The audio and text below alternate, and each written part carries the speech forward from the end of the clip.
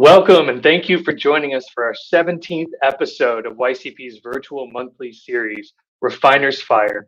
Each month, Catholic business leaders from diverse industries share professional and spiritual wisdom in 30-minute live sessions. In spite of the short length of these sessions, we hope the tips and insights are going to be really powerful for all of us as we strive to work and witness for Christ.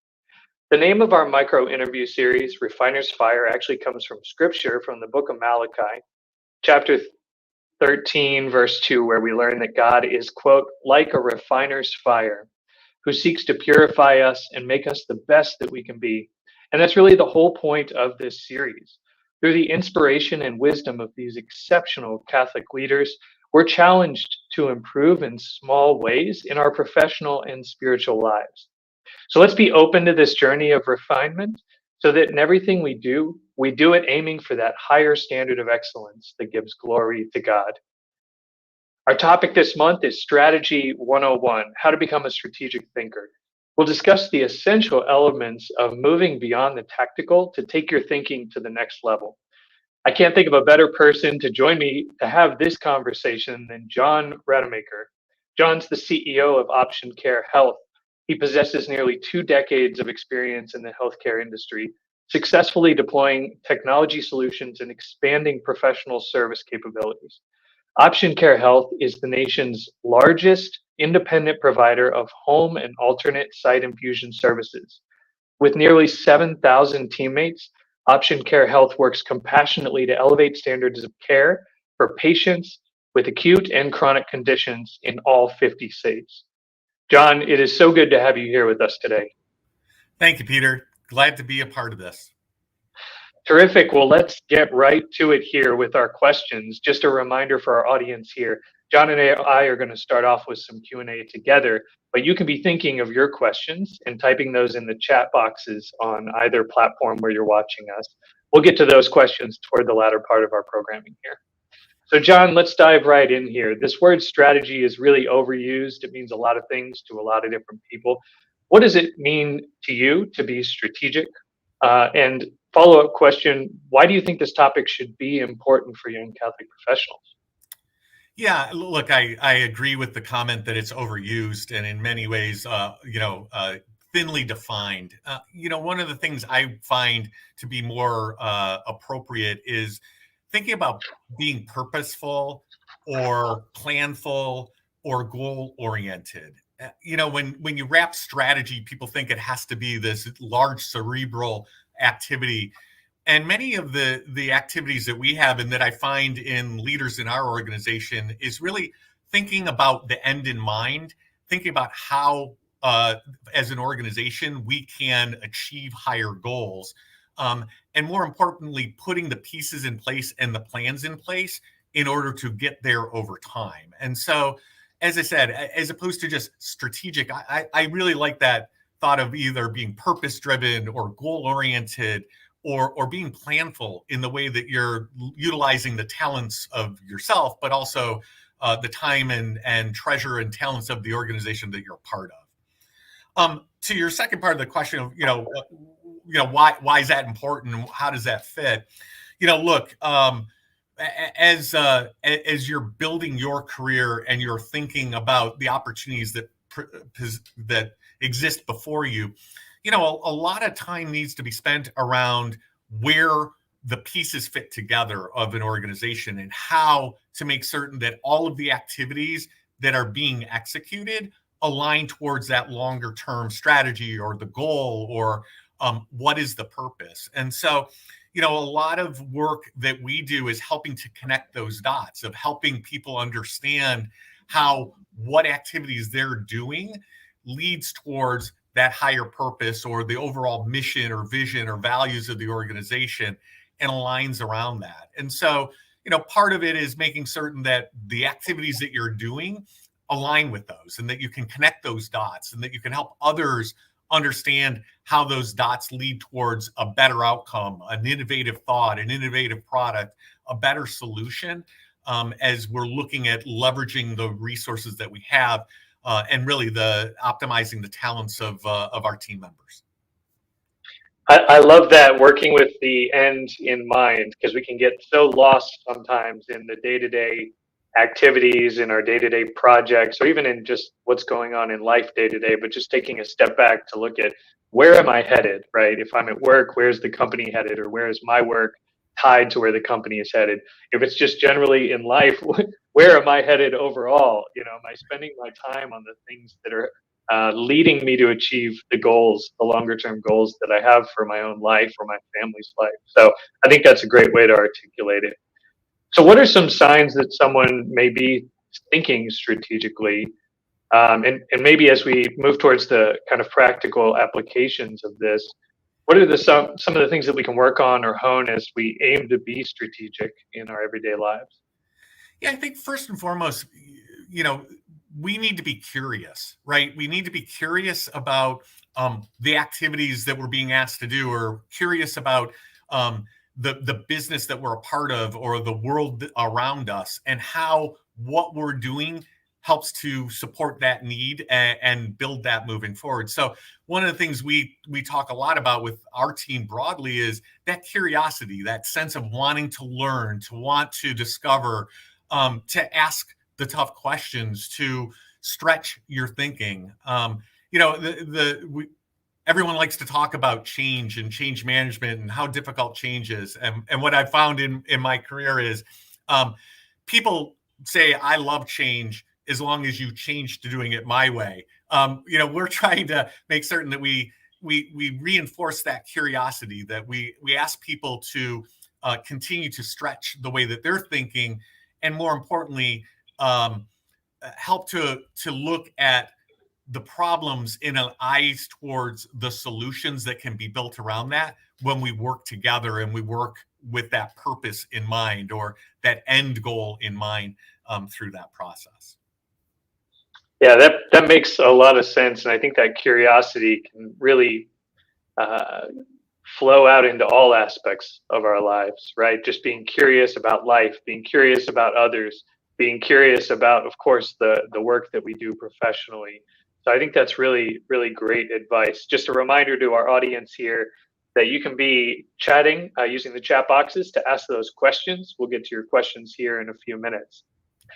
Moving on, John, how can we balance being strategic when there's also so much to do day to day? How do we kind of jump between the two, so to speak? I know it's not that simple, but how do we do that without just getting lost in the tactical?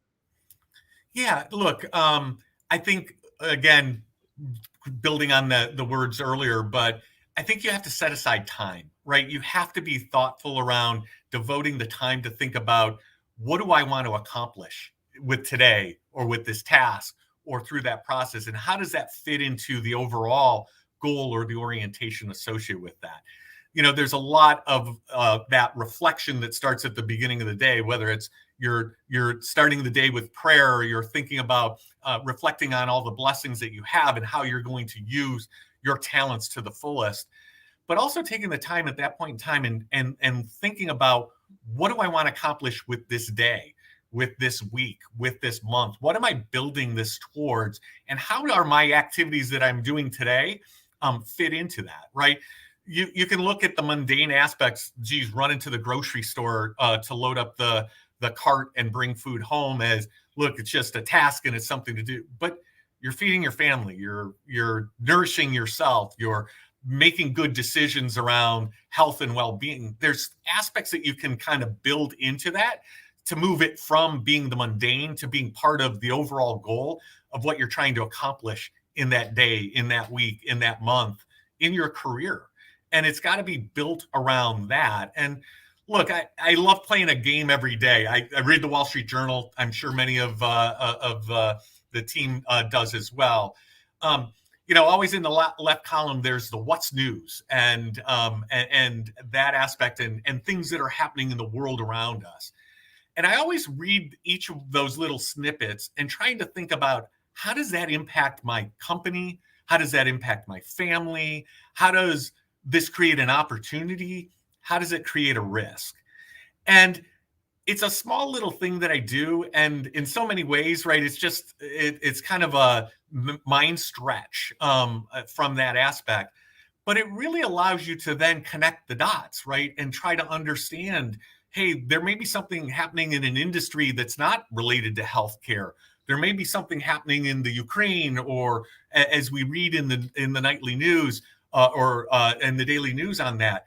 But trying to find how to connect those dots and how that fits into that overall purpose is just an exercise that I use as I start my day, because look, we're like athletes, all of us, right? And you can have a lot of talent, but if you don't train, if you don't stretch, if you don't try to continuously improve, then you stagnate. And that's the part where I use that exercise as part of my daily reflection and starting my day, and certainly thanking the Lord for all of my blessings, but also to make certain that I'm understanding how the world around me is impacting me, my family, my business, and then connecting those dots around the risks and opportunities that may present, as you really start to look at those as not discrete, independent events, but part of the overall world around us.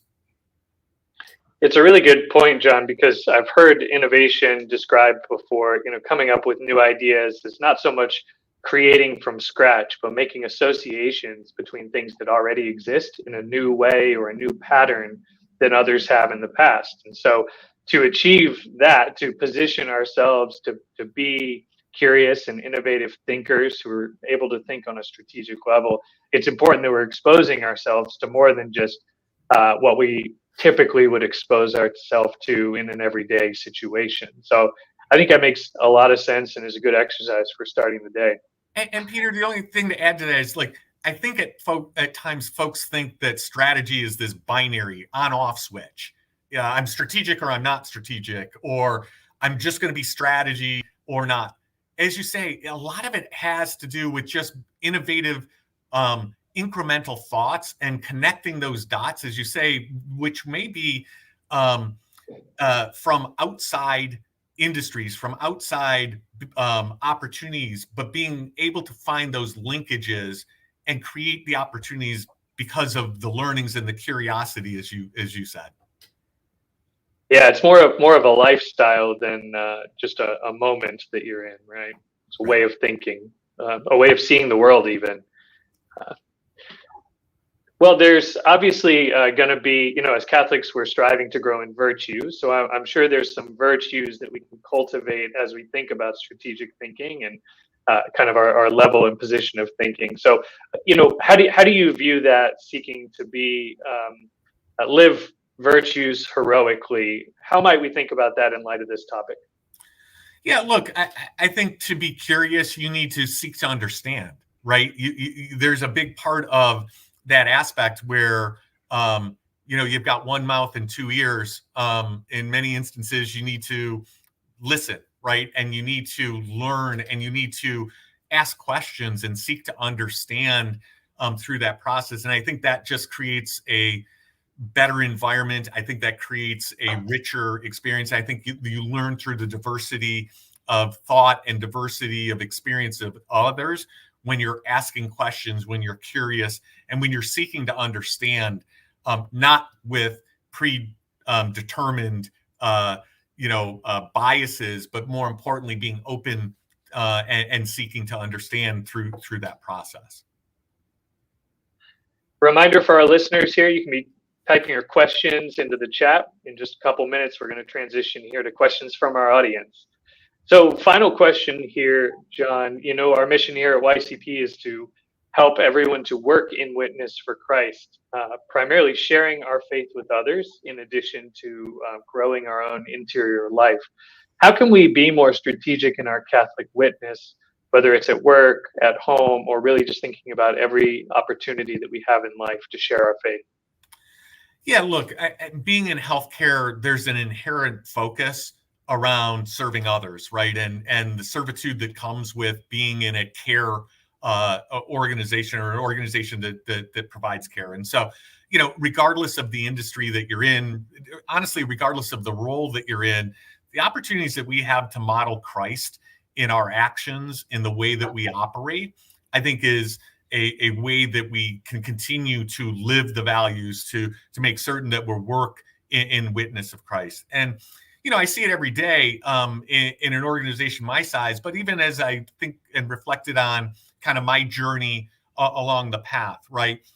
Character and making certain that those virtues are front and center around integrity and honesty and kindness and treating others with respect and dignity through that process. And again, having the courage to ask questions, have the courage to challenge others appropriately and effectively, I think make you a better leader.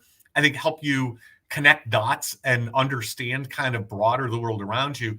And I think also makes you think more strategically when you're thinking about that purpose and that end in mind.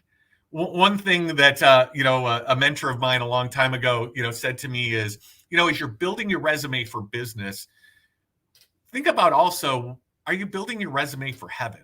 Like if you're applying for heaven, how is your resume being built on that? And I think a lot of people think of these as two separate events. That, well, I've got my work and I've got my faith, but what he continued to reinforce to me is no, they're intertwined, right? It's the balance of both. And so as you're thinking about all of those aspects, and again, we should all have the same purpose, and that is entry into God's kingdom through that process. Think about those two aspects as you're thinking about what are the goals and what is the purpose and how does my work fit into achieving those. Also think about how all of those aspects of kindness and generosity and making certain that we have integrity and honesty and courage through that are also building that resume as we're thinking about our application to heaven. So, it's an interesting, juxtaposition when you're thinking business, but I thought it was just a really good reminder of how our life is intertwined with all of these aspects. And we're one people, one person that plays different roles, but always has the same integrity and same character regardless. And that should be the goal for all of us. I love that way of thinking and just questioning ourselves. Do we spend as much time on our spiritual path and where we're headed as we do, crafting the perfect byline on our LinkedIn profile, right? Exactly. Good. Well, let's turn to some questions from our audience here. So we'll get our first question up from Sophia Marie. Can you share about a time when God's strategy looked different from human strategies and you relied on his wisdom in a business scenario? Thanks, Sophia. Yeah, Sophia, thanks for the question. Look, there have been crossroads in my career where taking the comfortable path, staying with a company as opposed to taking a new job were big decisions. And, I certainly used prayer and tried to find discernment from God around making those choices, right? For me, I'm a father of four. My wife and I have been together for 30 years. We've moved as part of my career progression and moved from the communities that we grew up and moved around the country. And those are big decision points. And I think that if it would have just been a human aspect, there were times where I could have gone for the brass ring, but it would have disrupted our family. And there were other times where I could have stayed and been very comfortable, but it wasn't the right thing on that. And I certainly tried to use reflection and prayer to help guide me, to use God's wisdom to help to discern what was best for our family, and putting the family at the center of those decisions. Look, I'd like to say I was perfect. Absolutely not. I'm human. I made errors along the way, but along that path, I always, again, continue to try to use the wisdom of God and certainly prayer and reflection to help guide in making the best decisions for my family, and ultimately what proved to be some pretty good decisions for my career. Wonderful. Let's take another question from our audience here. From Cabrini Pack, we often see systemic problems that have both long-term and short-term implications, especially in a field like healthcare. How do you pick your battles? Thank you, Cabrini. Yeah, Cabrini. Look, that's a great question, and it's one that we balance, every day, right through that. Not only in how we're looking at care planning, how we're thinking about bringing patients on board, how we're serving those patients, in situations even like a front page news item around where we have supply disruption and how we make choices around conserving and utilizing products and tools that we have available. So um, look, we always try to put the patient, or in this situation, especially in healthcare, the patient at the center of those decisions. We use that as being kind of the North Star that guides us. I would encourage everyone to know kind of what is that North Star? What helps you guide around those decisions from a business perspective that help you balance those decisions around short term, long term. But you have to feed both, right? I get questions at times, especially my position. Well, are we in it for the short term? Are we in it for the long term? And my answer always is yes. It's both. I mean, it would be great if we could make either of those as a binary decision, but we really have to manage both. And I think depending on sometimes the time of the day of the week of the month of the year, we modulate and we adjust based on the best information that we have available, but always guiding towards that long-term goal of what we're trying to achieve as an organization. And I dare say what we should be striving to try to achieve as people. Terrific. Another question from our audience, from Natalie. What would it look like to be strategic in prayer for others? When I have prayer intentions, how can that prayer be more intentional and effective? Oh, another great question, Natalie. What I try to do is certainly think about the long-term aspects. I think at times, I'll tell you personally, I get hung up in praying for others to try to solve a near-term issue, right? Heal somebody that is acutely ill, or recover from an accident or something of that nature. And I do think certainly we should pray for those aspects, but also we should be praying for other broader aspects for them as people, right? For them deepening their faith, for their entry into heaven, for them to be better disciples of Christ. There's opportunities for us to pray boldly and bigger for those people that are on our prayer list. And as I said, I catch myself at times praying for the circumstance that put them on my list, but not taking the time to think about praying for them broadly and for bigger asks around deepening their faith, improving their relationships with their family, and becoming better disciples of Christ. Yeah, I think the saints have told us many times that we often misjudge praying boldly and asking God in prayer for big things rather than just small things. Great. We'll take another question here. From Dave Geenans. How do you influence leaders at Option Care who might not have the same Christian worldview as you and get them aligned with a higher purpose higher than just profit? What words do you use to describe your North Star? Yeah, another great question. Thanks, Dave. Look, we have to find that balance, right? And in full disclosure, look, we're a publicly traded company. We've got diversity, of thought and diversity of beliefs across our enterprise. When you have 7,000 people, we again want to make certain that we create a culture and an environment that's inclusive on that.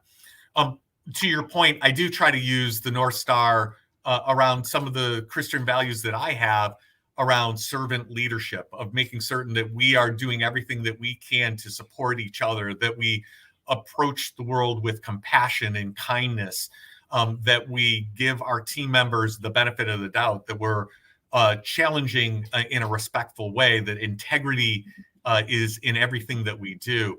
We utilize some, terms like North Star and patient and care to guide us and to align us. But a lot of it's around the values and virtues that really we've learned from Christ. And I think that there's ways to influence and help the organization embrace that with the way that that we operate, the way that we communicate, and within our actions. I mean, I love the song, they'll know we are Christians by our love. I try to operate that way. Look, there's tough decisions I have to make. There are always challenges within the organization, but I try to lead with that in mind, that I'm trying to be in a position where my role is only to make others better. That's the only reason I'm in this seat. That's the only role that I have to lead an organization, is to make others better around me. And I think articulating the values and the virtues and approaching with love is probably the right way for us to do that. Thank you so much, John. We have time for one more question here from our audience before we wrap up. From Sophia, how do you best incorporate flexibility into a strategic plan so that there's room for adjustments? Thanks, Sophia. Yeah, Sophia, I think from a practical matter is, look, we do a lot of research to understand market dynamics and where are the opportunities for us to connect those dots and how to lead our organization. I think there's a belief of flexible stability, or sturdy, flexible within that process. The world changes fast. I mean, we've seen that in the world around us, and I think as many ways that we can continue to focus and challenge ourselves around what's that end, but also have the openness of curiosity and the mindset of being able to make course corrections or adjustments as the marketplace evolves or as the world changes around us, I think is something that is very important as you're thinking about strategy. It's not static. Strategy is a living document in a successful organization. It should be within the way that you're looking at your personal strategy as well, because there are things we can't anticipate, but we have to adjust to. And having that focus around the end that you want in mind, or that purpose, but also knowing that change is part of that process, and you're going to have to flex in either direction in order to continue to move towards that goal, I think is a resilient and is an appropriate strategy, regardless of whether it's a business or it's a family or it's a personal strategy that you're trying to execute towards. Well, John, thank you so much for your words of wisdom and the advice that you've given us today. I think you've given us a ton to think about, and we're extremely grateful to have had you on the show here. So thank you again for joining us. Yeah, my pleasure. God bless everyone.